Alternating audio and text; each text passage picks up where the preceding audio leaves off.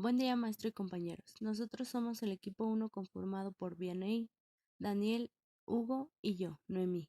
Hoy les vamos a hablar sobre la modernización de la planta productiva, la globalización y privatización económica, reorganización y recuperación económica. Yo les voy a hablar del tema modernización de la planta productiva en el periodo de 1982 a 1998. Aquí es donde comienza a usarse el concepto políticas de ajuste estructural, o también llamadas reformas estructurales, que buscaban propiciar mayor inversión privada y reducir al máximo la injerencia del Estado en las políticas sociales y económicas del país. En esencia estamos hablando del inicio del modelo neoliberal, del cual les hablaremos a detalle en nuestro siguiente video. En el sexenio de Miguel de la Madrid se creó el programa de reconversión industrial, que buscaba la reorganización y modernización del aparato productivo, y consistía en elevar la productividad y calidad de las manufacturas para competir en los mercados internacionales. Desafortunadamente, como ya hemos revisado, debido a las crisis económicas que prevalecieron durante todo su sexenio, solo se quedó en buenas intenciones. Fue hasta el sexenio de Carlos Salinas de Gortari, con el Tratado de Libre Comercio en 1992, que México se convierte en un país maquilador. Esto propició que en su mayoría se contratara a mujeres, ya que se les solicitaba por su gran precisión para todo el tipo de maquilas que se producía. También hubo una gran precarización de los salarios, como lo veremos a continuación. Además, se incrementó sobremanera la movilidad de la fuerza de trabajo hacia las ciudades y comenzó a prevalecer el outsourcing, que es una forma de contratación donde el trabajador ya no tiene derecho a prestaciones ni a antigüedad, se le paga a destajo y solamente se le contrata por tiempo definido. Debido a los salarios tan bajos que se pagaban en la industria, comenzó un fenómeno que prevalece hasta nuestros días, la economía informal. Durante este sexenio, la mayoría de la población económicamente activa prefirió dedicarse a este tipo de informalidad ya que les representaba en mayores ganancias y se veía como la única solución viable. Otro fenómeno contradictorio que se vivió en este sexenio fue que a pesar de que hubo un crecimiento promedio anual del 4%, producto de la gran cantidad de inversiones privadas que se generaron en este periodo, la pobreza aumentó rampantemente. Esto lo podemos apreciar claramente en esta gráfica, donde para el año de 1992 el 75% de la población vivía en pobreza y el 50% en pobreza extrema. Entonces podemos concluir que no basta con generar riqueza, si ésta no se distribuye correctamente, pues aquí, como sabemos, dominó la acelerada concentración de la riqueza en unos cuantos, profundizando así la miseria social. Finalmente, les hablaré del sexenio de Ernesto Zedillo. Él creó el Programa Nacional de Financiamiento al Desarrollo para incentivar la productividad laboral en el país. Proponía elevar el salario real y generar 1 millón de empleos cada año. Desafortunadamente, por la megacrisis heredada del sexenio de Salinas, todo esto se quedó solo en el papel, pues este, al igual que los otros sexenios, estuvo plagado de corrupción, como a continuación les hablará mi compañero Daniel. Los dejo con él. Buenos días, compañeros. A continuación yo les voy a hablar de la globalización y privatización en el sexenio de la Madrid, de Gortari y un poco del sexenio de Zedillo. Como ya mencioné a los dos primeros presidentes en presentaciones previas, trataré de ser lo más breve posible. En el sexenio del predecesor de la Madrid, López Portillo, se trató de independizar económicamente lo más posible de Estados Unidos. Sin embargo, México no estaba listo para un escenario así, por lo que entrando Miguel de la Madrid, se produjo una inestabilidad fiscal sin precedentes, dando lugar a los préstamos del FMI, como se mencionó previamente. A estos préstamos se hizo una carta de intenciones y México se unió al GATT. Derivado de esta crisis, se vio obligado a firmar la carta mencionada con un préstamo de 1.400 millones de derechos especiales, con el objetivo de realzar la economía. México también se unió a lo que hoy conocemos como la Organización Mundial del Comercio, buscando competir de manera más proactiva en lo que eran las aduanas. En cuanto a las privatizaciones, durante el sexenio de este presidente se dieron las siguientes cifras: 294 liquidaciones y extinciones, 72 fusiones, 25 transferencias y ni más ni menos que 155 empresas vendidas al sector privado y social. En un inicio se privatizarían empresas que se consideraban poco relevantes, como las filiales de la Nacional Financiera y Somex. Incluso algunas fueron a parar a propiedad de la CTM. La siguiente etapa, en 1982, ante la falta de financiamiento por parte del gobierno, diversas siderúrgicas entraron en crisis, siendo la más destacada Fundidoras de Monterrey, de la cual se obtuvieron 6 millones de dólares, sin contar que tras el cierre de esta se obtuvieron otros 2 millones adicionales. En resumen, y tras las ventas de Sicarza 2 y Yamsa, se obtuvieron 755 millones de dólares. Pasamos al sexenio de Salinas de Gortari. Como ya se mencionaron algunos elementos de este sexenio en presentaciones previas, se será breve recapitulando lo más importante. Y como ya se mencionó en la presentación anterior, uno de los hechos más relevantes en esta década fue la entrada de México en el TLC junto a Estados Unidos y Canadá, este siendo firmado en 1992, detonando las exportaciones entre las tres naciones, además de empleos e ingresos. Entre las privatizaciones de Salinas, ya sabemos que este problema se agudizó más. Como se mencionó anteriormente, varios bancos incluso se llegaron a vender a paquetes y en precios bajísimos. Y con las empresas ya sabemos que los casos más relevantes fueron Aerolínea Mexicana, Telmex y una televisora que más adelante sería lo que conocemos hoy como TV Azteca. Procedemos con uno de los episodios más oscuros de la historia mexicana, el FOBAPROA, que sus siglas significan Fondo Bancario de Protección al Ahorro. Fue un fondo creado por Salinas de Gortari en 1990 con intención de recuperar los créditos que incumplían con los pagos de empresarios, instituciones financieras y ciudadanos. De ese modo, capitalizando las segundas ya mencionadas. De hecho, las privatizaciones que ya se dijeron anteriormente fueron un intento inútil de ayudar a la globalización mexicana. Sin embargo, esta historia continúa de manera más sólida con Cedillo. El presidente llegó tras el homicidio de Colosio y se enfrentó a la famosa devaluación del diciembre del 94, que se conoce como el error de diciembre, una deuda externa aumentada y un déficit comercial enorme. Derivado de esta crisis, hubo otra ruptura en los bancos durante 1995, negándole a las gentes con sus ahorros retirar su dinero.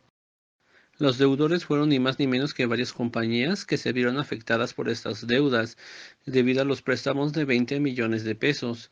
Entre las más relevantes estaban Aeroméxico, Mexicana, Grupo Lomelí, Estrella Blanca, Taesa, Hoteles Camino Real, etcétera. Otros deudores eran pequeños empresarios y, claro, como no podría ser menos, los ciudadanos. Los únicos beneficiados de esto eran las figuras claves que estaban cercanas al poder. Para tratar de solventar la deuda y tras el fracaso de varias medidas anteriores, el gobierno decidió volver pública la deuda, creando el IPAP, que significa Instituto de Protección al Ahorro Bancario, contratando por primera vez en la historia del país a un especialista en economía, Michael Mackey, un canadiense. Este encontró muchas irregularidades entre 1991 y 1994. Anunció que los bancos tomaron medidas irregulares para salvar las instituciones crediticias, tomando el FOBAPROA como medio para resolver sus problemas financieros. Una notoria observación vendría de parte de Pedro Aspe y Guillermo Ortiz, subsecretario de Hacienda en el sexenio de Ernesto Zedillo, señalando que el pueblo no pagaba el FOBAPROA, sino los contribuyentes. Como resultado, cada mexicano, vivo o aún por nacer, tiene en la cabeza una deuda que pagará por más de 30 años de su vida, como resultado de esa fatídica década de 1990 al 2000. Los únicos beneficiarios fueron sin duda el sector privado. Este programa solo salvó los bolsillos de los banqueros, empresarios, accionistas y personajes cercanos al poder, que filtraron sus deudas en el FOBAPROA e inventaron préstamos fantasmas para ser financiados. En cambio, el pueblo mexicano fue masacrado con estas deudas, ya que según el actual gobierno, las deudas de ese programa ascienden al billón de pesos, haciendo que nunca podrá ser pagado hasta que se cumpla el año 2070. Bueno, mi compañera Vianey y yo les vamos a hablar sobre la reorganización y recuperación económica.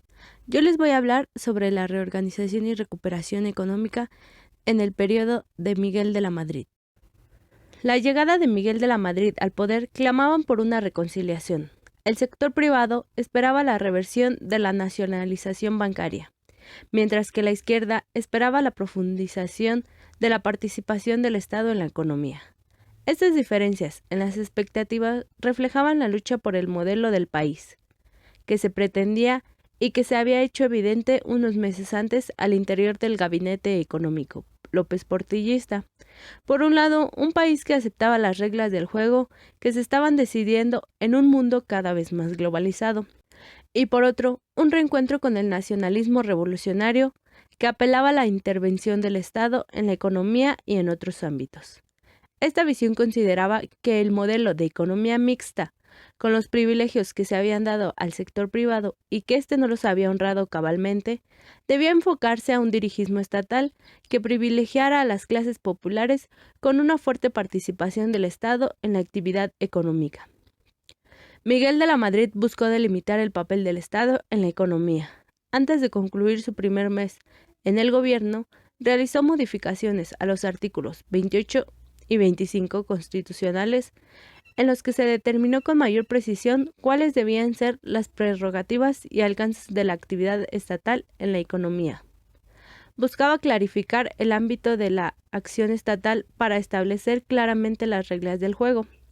Entre estos cambios se permitió que el 33% del capital de los bancos fuera del sector privado, sin que ninguna persona en lo particular pudiera tener más del 1%. En este sentido, la estatización de la banca duró apenas 3 meses.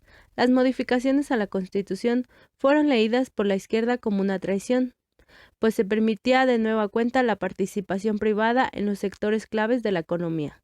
Para los empresarios, los cambios no significaban de ninguna manera garantías para el sector privado y más bien institucionalizaban la injerencia del Estado en la economía.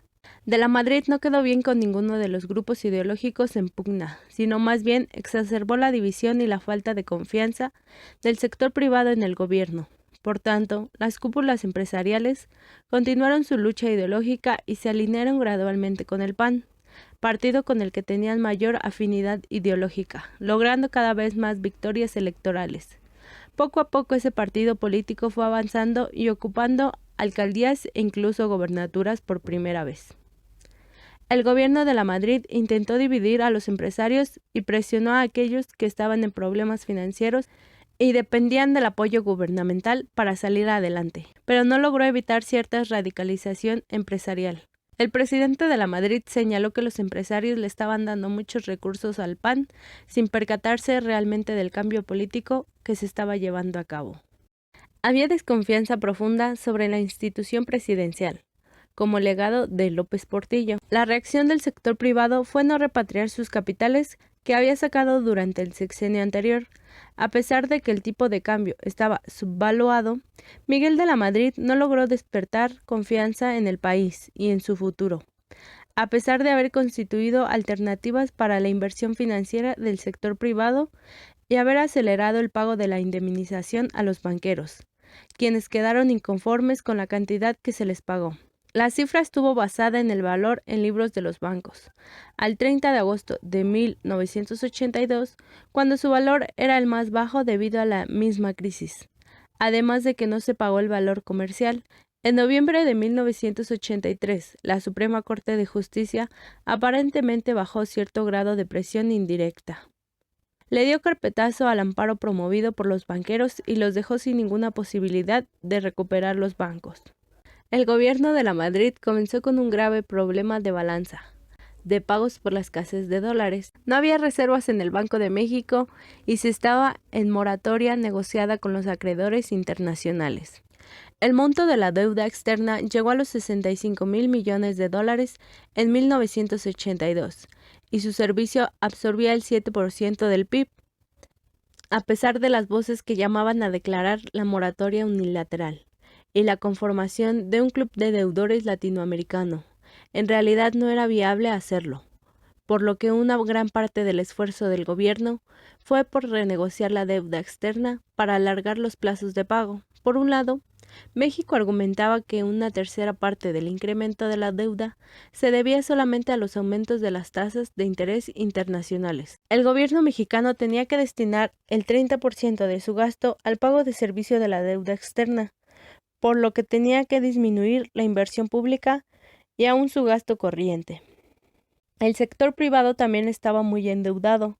Su deuda externa aumentó de 2.500 millones de dólares en 1976 a 20.000 millones en 1982.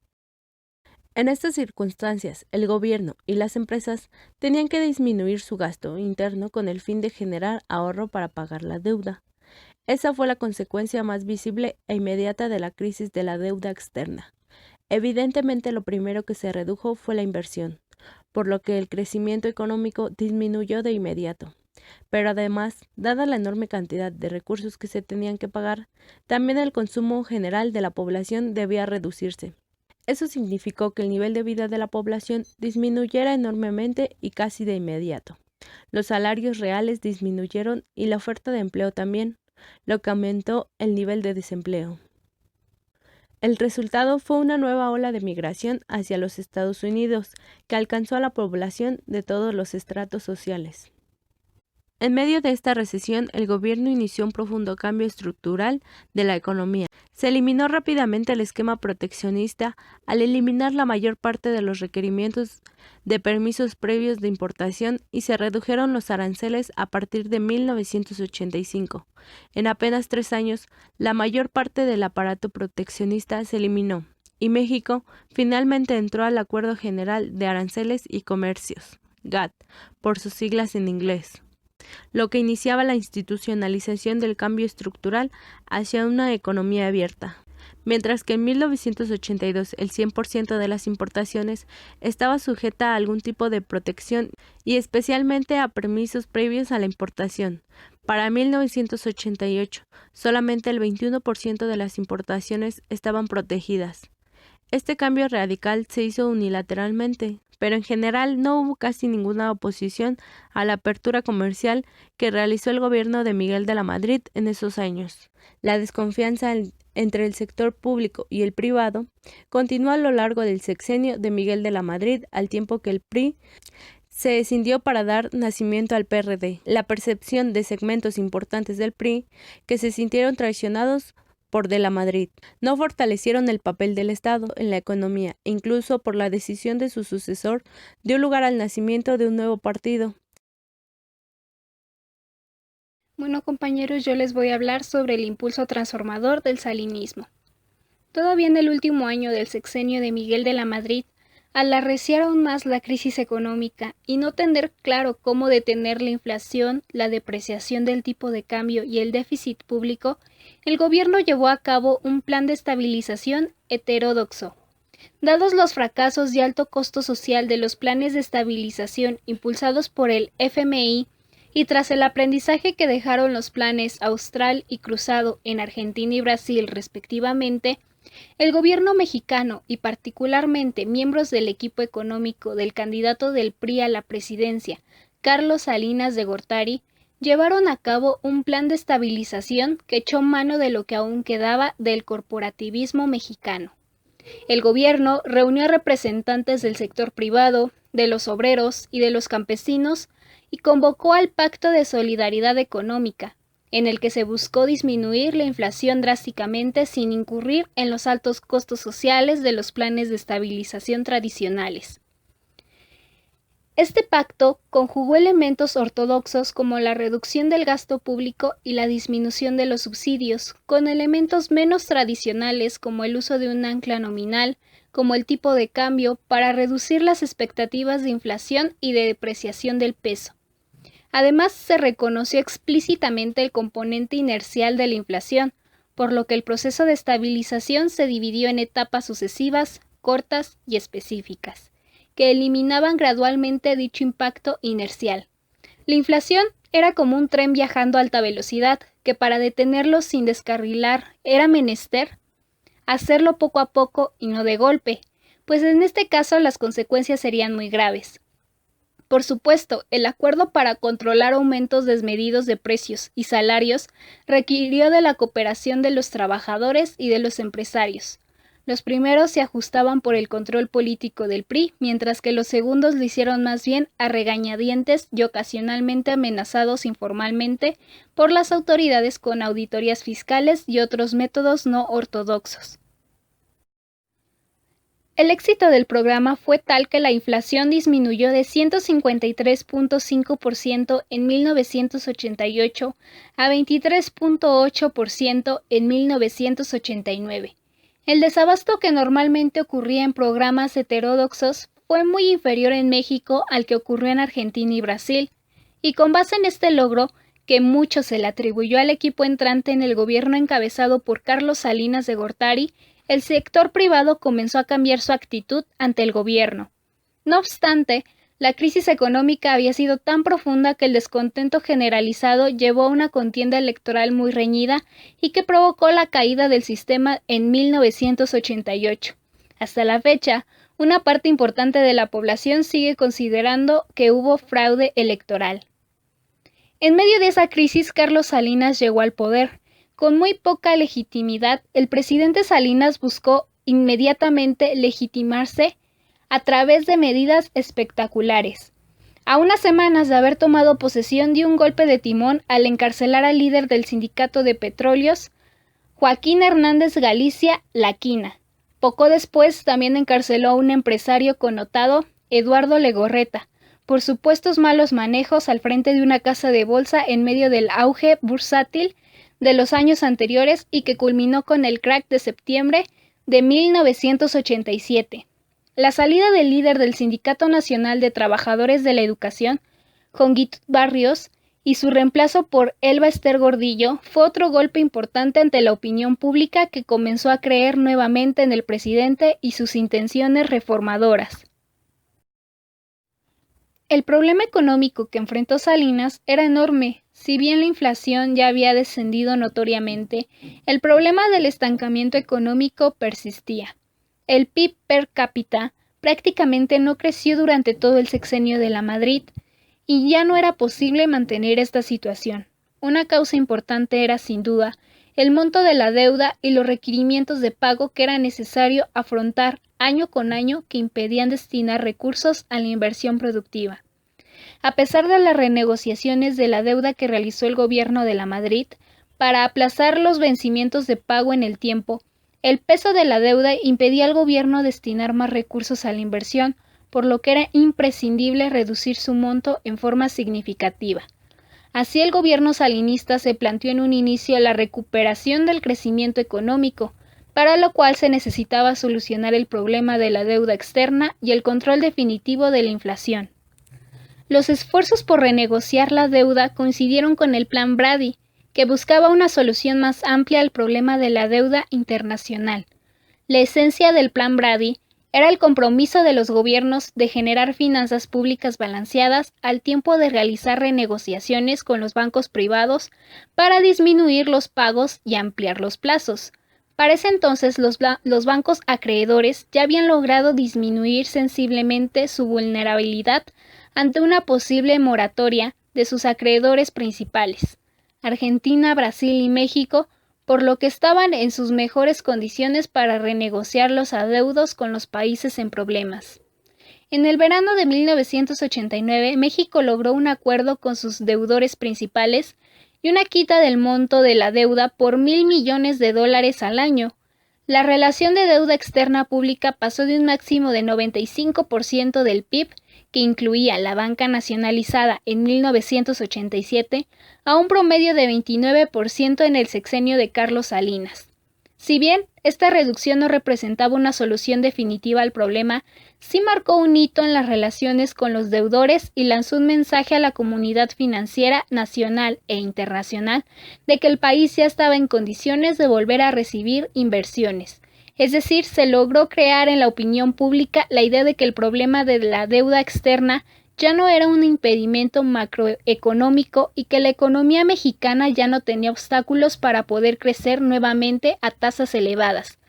Para el gobierno salinista, el sexenio realmente comenzaba entonces y las condiciones estaban propicias para consolidar la transformación económica que había iniciado en el sexenio de Miguel de la Madrid. Eso sería todo de nuestra parte. Por su atención, gracias.